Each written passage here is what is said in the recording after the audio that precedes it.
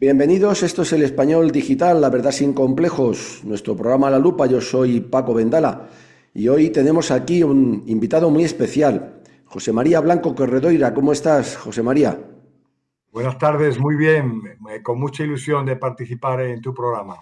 Pues nosotros más ilusión y muy agradecidos de esta entrevista, porque es una entrevista de máxima actualidad, creo yo. Como de máxima actualidad es el libro que acabas de publicar con SND Editores, que es una editorial, bueno, pues que está rompiendo moldes y que está creando escuelas y que publica lo que otros no se atreven. Y claro, ¿quién se podía atrever, además del autor, a escribirlo, a publicar un libro como este? El rey que todo lo perdió. Me parece un título realmente impactante.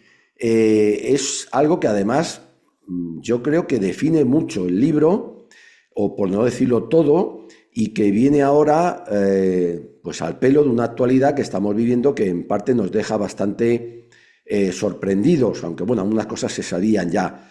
Yo mi primera pregunta, José María, porque aquí quien tienes que hablar eres tú, ¿qué te lleva a escribir este libro? Bueno, les explicaba antes a un compañero que yo he sentido desde muy pequeño una fascinación por la política y por la historia, y aunque soy nacido en el 68, pero yo de niño viví muy intensamente todo el periodo de la transición. He querido documentarme bien, sobre todo en la historia reciente de España, y poner en claro, en primer lugar, para mí, tantas biografías, tantos libros de memorias, tantos testimonios, incluso personales, porque he tenido la suerte de tratar a muchos personajes de la historia reciente de España. Por ejemplo, me ha recibido en su casa don José Utrera Molina. Ajá. Por ejemplo, tuve ocasión de tratar a don Landelino Lavilla, a Íñigo Cabero, a Alfonso Osorio, etcétera. Es decir, que he ido recopilando en mis 56 años muchos testimonios. Y quería desmentir de alguna manera o hacer una crónica rigurosa con lo que Paco Umbral llamó la Santa Transición. Es decir, no una crónica edulcorada de Victoria Prego, sino una historia en la que 50 años después de este proceso histórico asistimos a los frutos y a las consecuencias, y podemos decir, sin desvelar demasiado de la trama del libro, porque todo el mundo lo sabe, que el actual estado de desintegración de España trae causa precisamente en la forma en la que se hizo la transición. Claro. Lo has dicho muy bien, pero yo creo que no en el sentido en que lo has dicho, santa transición. No fue santa, ¿verdad, José María? ¿O sí lo fue? Vamos a ver, yo lo que hago es que explicar con mucho detenimiento, pero trato de ser también de una forma amena, cómo se opera este proceso, que es un proceso complejo, el de pasar del régimen del 18 de julio a una monarquía parlamentaria. Pues es un procedimiento complejo, pero cómo se hace y cómo la versión edulcorada con el mito de la transición, con otra serie de mitos de acompañamiento, como por ejemplo el de la necesaria retirada del Sáhara, como el de la amnistía, como el consenso, como el de la descentralización territorial, como el de la legalización del Partido Comunista. Analizo cada uno de ellos porque además sigo un orden cronológico, a mí me gustan las cronologías, y es fácil de comprender cómo se van produciendo estos fenómenos, y la realidad es muy distinta a cómo se nos ha vendido. Por decirlo de forma muy resumida, el Sáhara fue un abandono deplorable, una cesión al chantaje de Hassan, dando por bueno que los escudos humanos son la nueva forma de hacer la guerra, y una forma, bueno, tú, Francisco, eres teniente coronel y sabes bastante más que yo, pero el rey reconoció en su frivolidad que a José Luis de Villayonga, que qué otra cosa podía hacer. Lo mismo con la legalización del Partido Comunista, porque don Juan Carlos sentía una fascinación que voy desvelando y en cada momento oportuno por Santiago Carrillo. Lo mismo con respecto a la amnistía, que solo sirvió para dar aire a ETA. Sí, señor. El 45% de los asesinatos de ETA se producen a raíz de la amnistía. La amnistía es un proceso complejo, pero ya existía es mentira que sirviera para reconciliar. Ya se había producido en el 69 un decreto de Franco de prescripción de todos los delitos cometidos durante la guerra.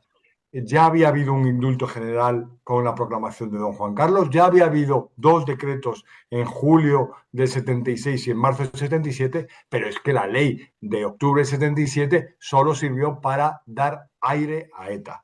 Sí, señor. Y bueno, qué decir de la descentralización, que es otro mito que solo sirvió para fletar 17 estados. Sí, señor. El libro es interesantísimo. El libro, además, ese efecto cronológico yo creo que es muy importante, porque a veces la historia, cuando pegas saltos en la cronología, pierdes el hilo. Y el hilo es muy importante para saber, porque las cosas suceden, tienen unas causas y unos efectos, pero no podemos saltárnoslo porque entonces el efecto parece que no es de la causa, etcétera, etcétera, etcétera. Efectivamente. Claro. José María Blanco Corredoira. Es un libro impactante, un libro que además ha coincidido o no ha coincidido, José María, con lo que hoy estamos viviendo con respecto al emérito, estas cuestiones de las cintas y demás. Sí, es cierto que ha coincidido, pero por pura casualidad. El libro llevaba unos cuantos años preparándolo y ya estaba en verano en manos del editor y del profesional que hace la maquetación y estas cosas. Y ya ha salido cuando tenía que salir. Lo que pasa que, como comentábamos antes, el pasado siempre vuelve. Y como el rey, pues don Juan Carlos, pues fue asumiendo tantas hipotecas a lo largo de su vida, pues ahora están girando las letras. El pasado siempre vuelve. Sí, señor, sí, señor. Vamos a entrar en el libro después de esta pequeña introducción que me ha parecido interesantísima. El rey que todo lo perdió, ¿eso quiere decir, José María Blanco Corredora, que lo tuvo todo para poder perderlo? Sí, vamos a ver. El rey, cuando es proclamado rey, es jefe de Estado con amplísimos poderes.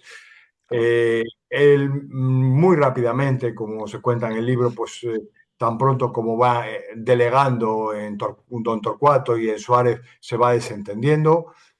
No es un personaje que no sabe sustraerse de las querencias de su sangre borbónica y siente una llamada tremenda pues por la pues bueno los amigos, la caza, la francachela, los negocietes. No ha sabido sustraer las mujeres, no ha sabido escapar de eso.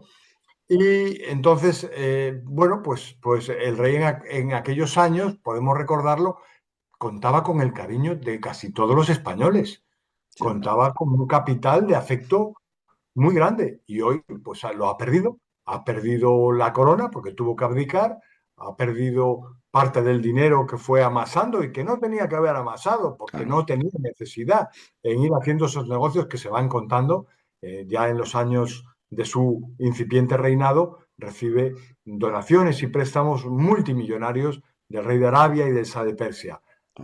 Participó en comisiones a través del petróleo, de su testaferro de siempre, Manuel Prado Colón de Carvajal.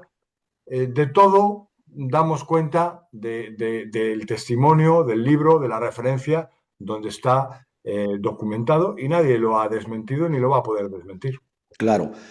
Lo perdió todo porque posiblemente lo tuvo todo, como acabas de decir. José María Blanco Corredoira, ¿se le tapó todo también?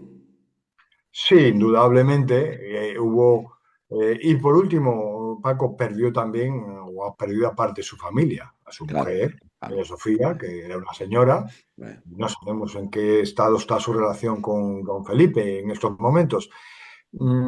Pues se tapó, pues sí, evidentemente que sí, porque hubo los medios, quizá con buena intención, pensaban que lo más conveniente para afianzar ese proceso de transición era el de no comentar la vida personal del rey, aunque se sabía y era notorio y había y llegaba a oídos a muchos, yo, aunque fuera joven o incluso niño, pues nos llegaba a nuestros oídos porque claro, al final la sociedad madrileña no es tan grande y por algún lado siempre hay filtraciones. claro. Entonces se sabía de las veleidades Pero yo creo que cuento otras veleidades y otras frivolidades más preocupantes que las de su vida personal, que Sí, son señor. las de su vida pública, la Sí, señor. forma en la que despachaba, la forma en la que tomó sus decisiones. Claro.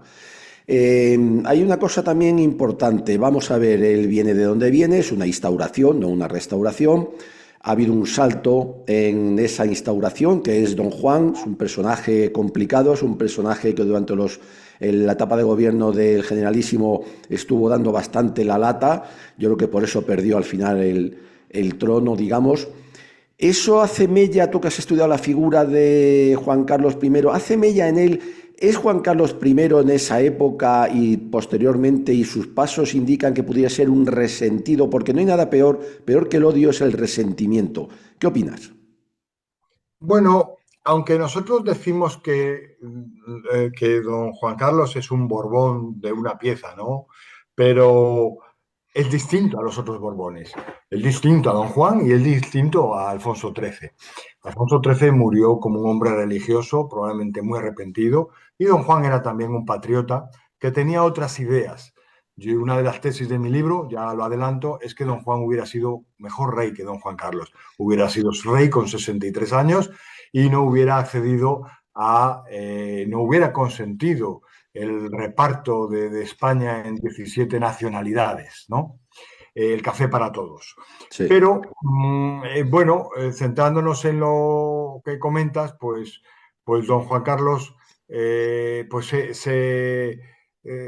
ha sido pues, un hombre imprudente y que ahora, perdona Paco, le he perdido el hilo exacto a la pregunta, sí, porque me si quedo era un, remontando. no te preocupes, si es un resentido, Ah, porque es peor el odio, es peor el resentimiento que el odio, creo yo, en las personas con el bueno, tiempo. bueno, no. En don Juan Carlos lo que ocurre es que don Juan Carlos, igual que Suárez, que son hombres de una generación parecida, uno nacido en el 30, otro en el 38, son niños en el tiempo de la guerra, arrastran un complejo muy grande de haber sido uno falangista y franquista y el otro, cuando menos franquista, arrastra un complejo muy grande y ese complejo es el que les lleva a tomar decisiones muy drásticas, a tirar la piedra demasiado lejos y les Claro, lleva pues a quererse ganar la amistad de la izquierda. Son hombres claro, acomplejados que claudican ante la izquierda. El mito del consenso, hablábamos antes de los mitos de la transición, queda al descubierto si analizamos y traemos el testimonio de don Torcuato Fernández Miranda, cuando ya se dio cuenta de claro. quién era Suárez, y, y de Emilio Romero, que no era más que una claudicación ante la izquierda, un gobierno solapado con la izquierda.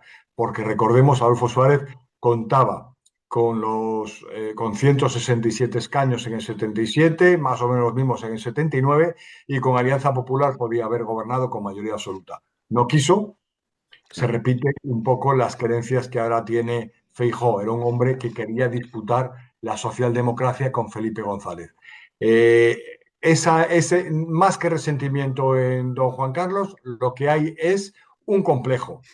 Es un hombre que en el fondo está agradecido a Franco, pero hay un Claro. complejo muy grande de franquista. Claro. Hay otra cosa también importante. Vamos a ver, esa querencia hacia los socialistas, hacia la izquierda, es evidente también, porque sabía que a la derecha la tenía siempre a su favor y de alguna manera el peligro lo tenía en la izquierda o no. ¿Qué opinas? Bueno, y para la gente más joven tiene que entender que en los años 70, 60 y 70, la izquierda tenía una presencia en todo el mundo, una presencia en la universidad, en los medios, en las artes, en el cine, por supuesto, en la música. Tenía una ascendencia y la intelectualidad de la izquierda enorme. Y estas personas, como don Juan Carlos y Adolfo Suárez, que reconoció que nunca había terminado un libro, tenían ante estos hombres, pues se licuaban, no tenían capacidad y formación para sostener que el régimen de Franco era un régimen constitucional con una democracia orgánica, Señor. distinta, lógicamente, de las monarquías parlamentarias, pero que existía una razón porque el régimen de Franco era accidental, que no podía abandonarse al régimen de partidos que volvería a traer a la izquierda.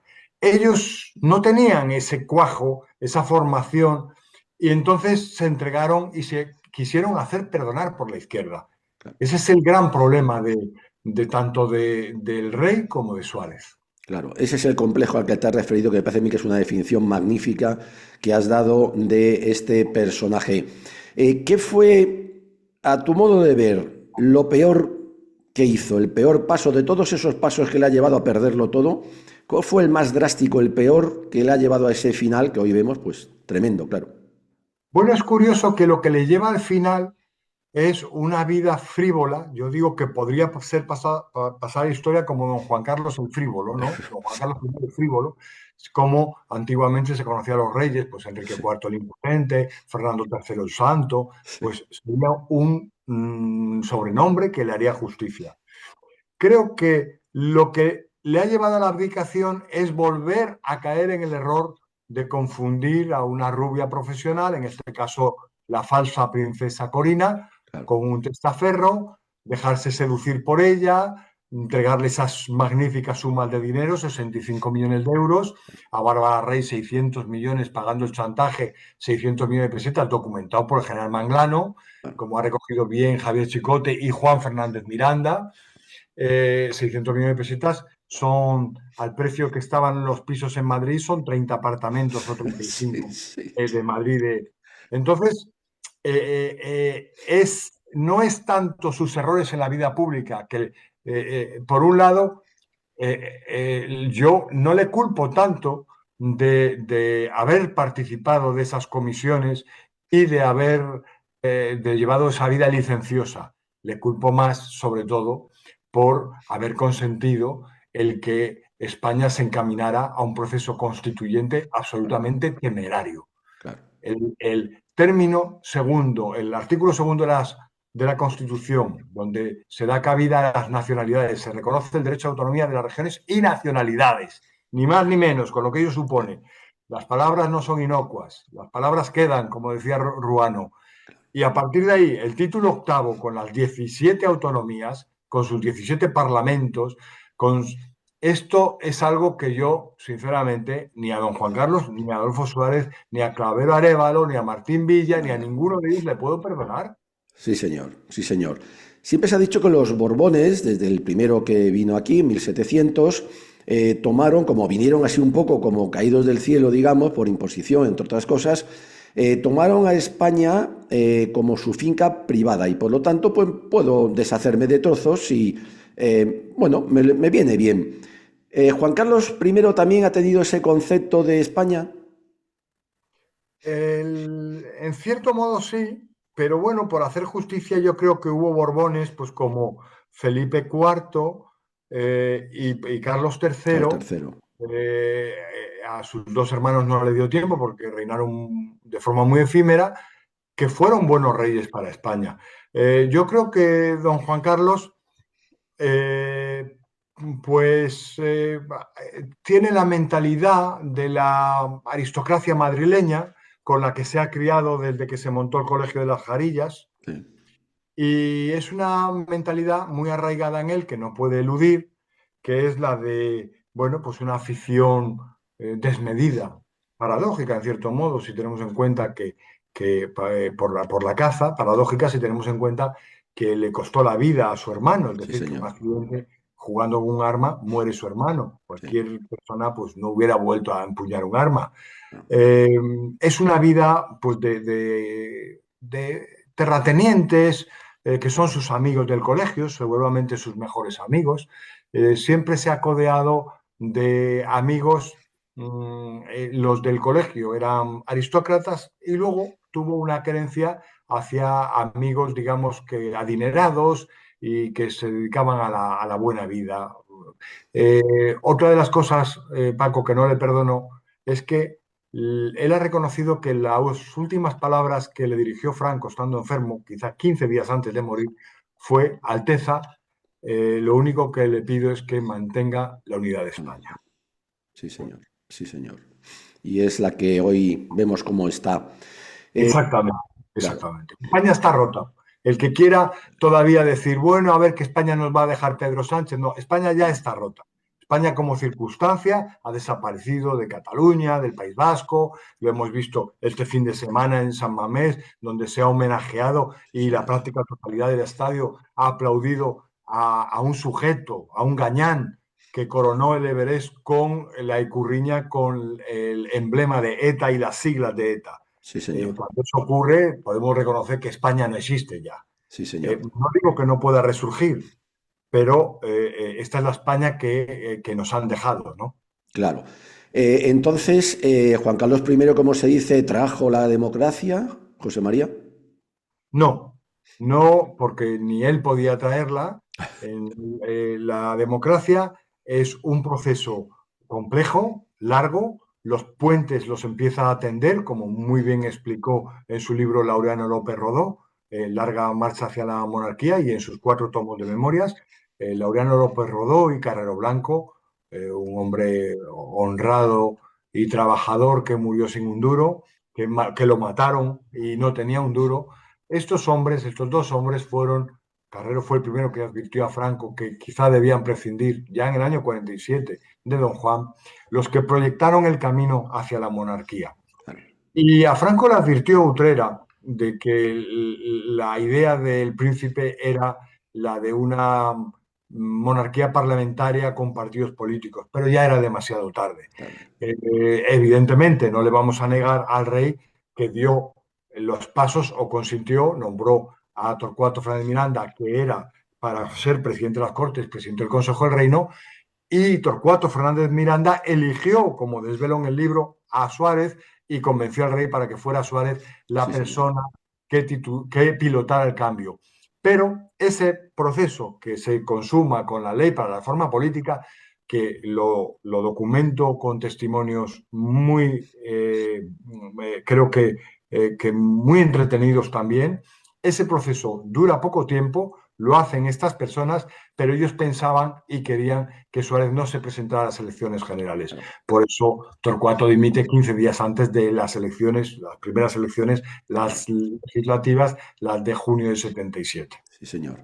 El tema de siempre es recurrente, pero hay que tocarlo. Yo quiero tocarlo contigo, que has estudiado la figura, más en esa época precisamente. El 23F, José María, el elefante blanco, la personalidad, la gran personalidad que se va a presentar aquí va a ser Juan Carlos I.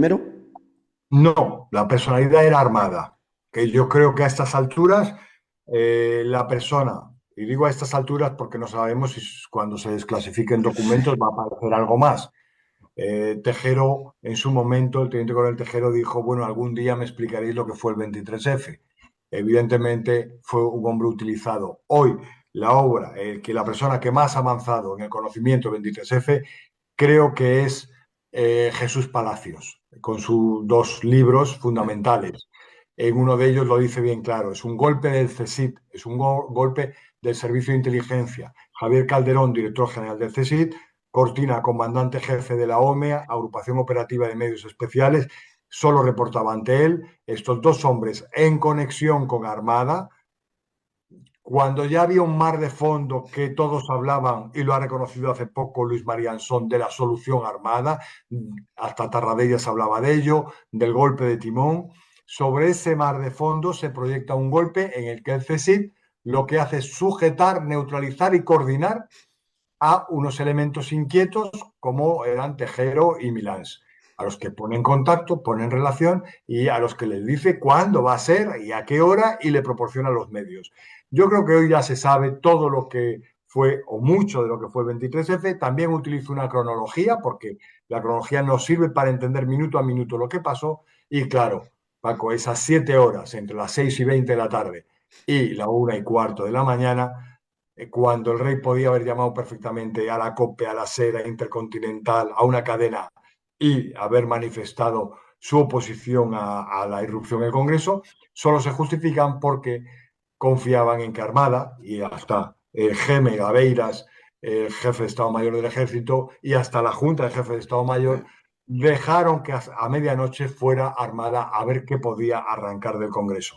Lo que pasa es que el golpe, había el loco útil que pensaban que era Tejero, tuvo un arranque de dignidad muy grande cuando oyó eso de que Armada le dijo que había dinero y un avión para él y Sí, sus hombres, se plantó, hasta abrió la puerta en el despacho del edificio nuevo del Congreso y a los capitanes que estaban allí, que nuestro general dice que tenemos un avión y dinero. Se indignó, le dijo que él no daba la campanada ni se jugaba su carrera para salir huyendo como un ladrón. sí, señor. Esto es lo que fue el 23F, y Armada pues se equivocó gravemente y pensó que podía irrumpir en el Congreso. Yo tuve ocasión de tratar a don Landelino Lavilla. Era un hombre que era casi un remedo de Torcuato Fernández Miranda, y en estilo y en cursilería, si se quiere, pero tenía esa soberbia suficiente como para no consentir que la sesión del Congreso continuara. El rey, volvemos a él, es el personaje, el rey el rey que todo lo perdió. A mí el título me ha encantado, es impactante, ¿no? De verdad. El libro también está muy bien escrito, por cierto, porque son temas siempre complicados, a veces escabrosos, y hay que saber tratarlos para que también sean legibles. Y además Claro. inteligibles, que eso es muy importante. Creo que es otra virtud del libro. Es un libro fundamental. Además, yo creo que viene al pelo de la situación actual. El rey no se ha sabido o no ha querido rodearse de gente, vamos a decir, de verdad honrada, patriótica, que mirara por España. No le interesaba. ¿Qué opinas, José María? El rey en ese sentido se ha comportado como un político. Los políticos al uso pues no acostumbran a tener o no les gusta tener al lado personas que le digan la verdad. Quieren aduladores, quieren camarillas de personas leales a las que puedan manejar. El enfado con Sabino es porque Sabino, el general Sabino Fernández Campos, que había sido secretario de 6 ministros sucesivos del ejército, ya Sí, está bien, algo sabría de todo esto, ¿verdad? Pensó inocentemente que podía sujetar, cambiar al rey, que en sus correrías, refrenarle, pero eso no era posible. Entonces el rey ha ido desarrollando pues un instinto para rodearse de amigos con negociantes tipo Javier de la Rosa, Mario Conde, tipo, por supuesto, Manuel Prado Colón de Carvajal, que era un hombre también imprudente, poco preparado, lo único que tenía era idiomas, y que lo mandó hasta para hablar con Kissinger. En fin, algo deplorable. Y bueno, se me olvida alguno más, pero de los muchos que luego han pasado por la cárcel.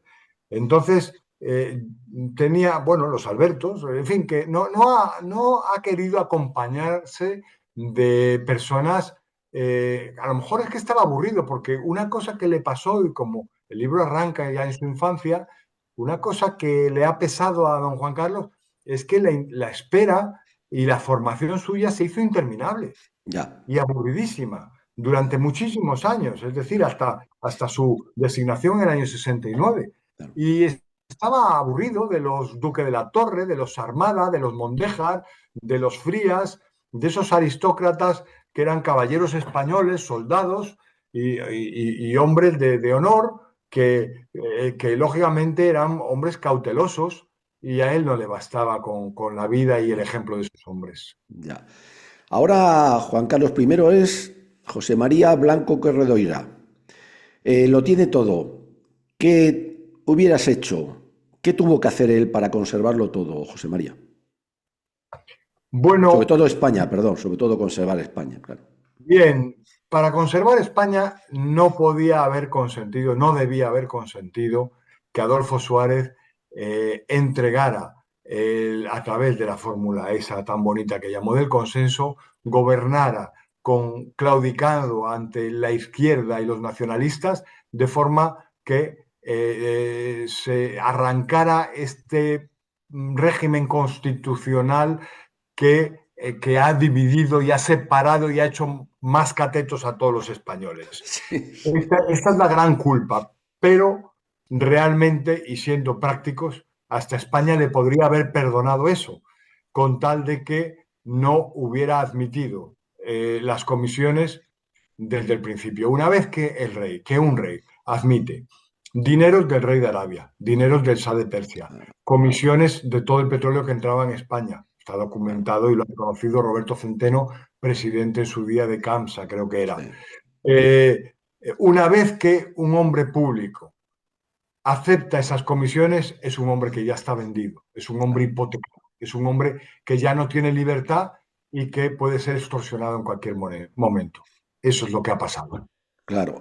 Juan Carlos, se nos va acabando el tiempo, qué pena. Juan Carlos I, el frívolo, el peor rey que ha tenido España en toda su historia, y lo ha sabido, lo ha sabido, ¿eh? No me atrevo a decir que haya sido el peor, no me atrevo a decir que haya sido el peor, sería difícil.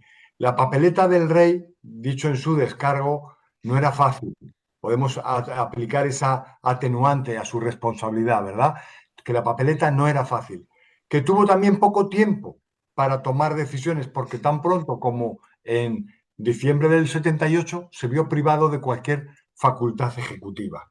Él tenía unos poderes hasta que entró en vigor la ley, la Carta Magna, la Constitución del 78.